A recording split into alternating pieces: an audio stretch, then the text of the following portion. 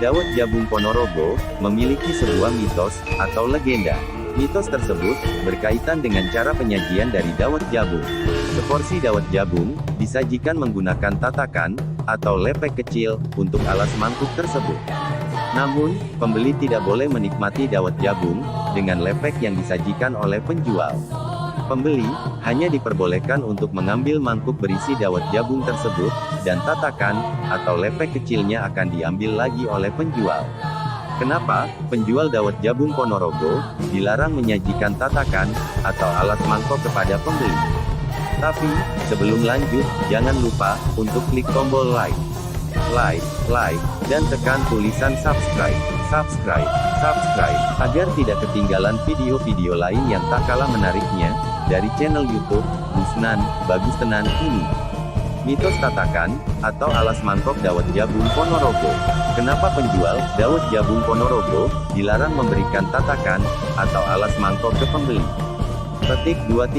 Ditanya seperti itu, Yutari penjual dawet jabung, di Desa Karangrejo, Utara Posan Gorang Gareng Kabupaten Magetan, Jawa Timur, mendadak terdiam.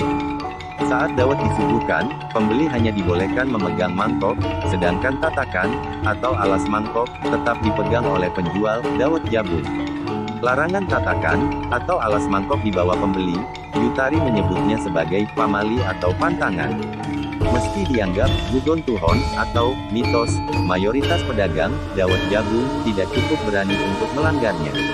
Masih terjaganya tradisi itu, praktis membuat seluruh mangkok penikmat dawet jabung jadi tidak beralas. Kalau tatakan atau alas mangkok dawet diserahkan, mitosnya penjual akan ikut yang beli, terang Yutari sembari tersipu-sipu. Dapat ditafsirkan juga bersedia dilamar atau dinikahi, tapi kebanyakan dimaknai negatif. Menurut tradisi, bila ada seorang laki-laki meminta tatakannya, berarti laki-laki itu berniat menyunting penjualnya. Dan bila penjualnya menyerahkan tatakan, berarti penjual bersedia dinikahi. Ada versi lain dari cerita tentang tatakan, atau alas mangkok dawet jabung. Konon, kalau tatakan, atau alas mangkok diambil oleh si pembeli, tandanya si penjual, orangnya gampangan atau geleman, kata orang Jawa. Tatakan atau alas mangkok tersebut, jadi simbol kehormatan si penjual, yang biasanya wanita. Dawet jabung ini berisi santan, garam, dan gula aren, yang biasanya dicampur dengan nangka, sehingga menambah kelegitan dari gula aren itu. Kemudian isiannya adalah tape dari ketan hitam, cendol dari tepung aren, dan nangka dari gula aren tadi. Cendol dawet jabung menggunakan tepung Garut atau sagu aren, bukan tepung beras, seperti umumnya kuliner dawet. Mungkin ini yang membuat gurihnya menendang lidah. Pembedanya dari dawet lain, adalah tapioka untuk membuat gempolnya. Tepung ini dibikin dari pohon aren atau bisa disebut tepung aren.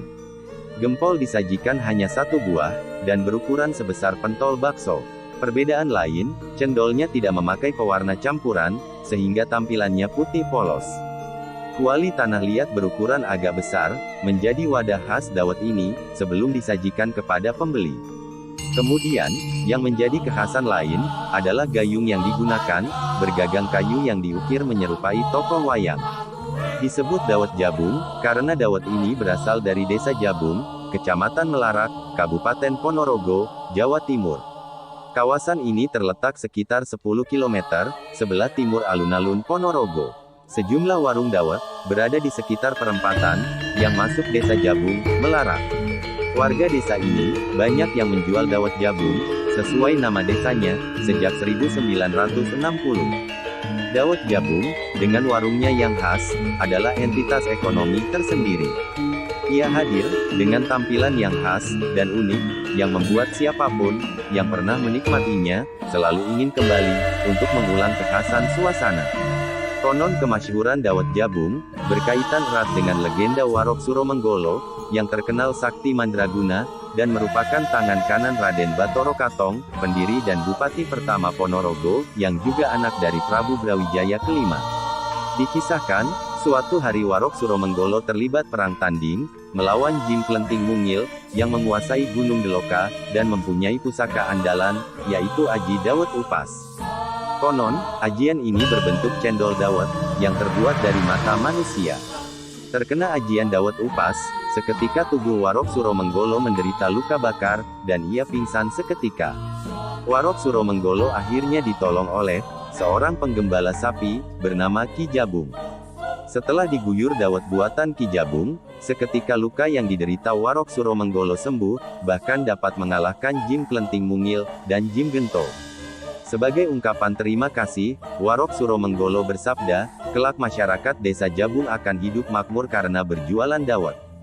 Sedangkan tentang mitos dari tatakan, atau alas mangkok dawet itu sendiri, terkait hubungan timbal balik, antara penjual yang biasanya perempuan, dengan pembeli, laki-laki.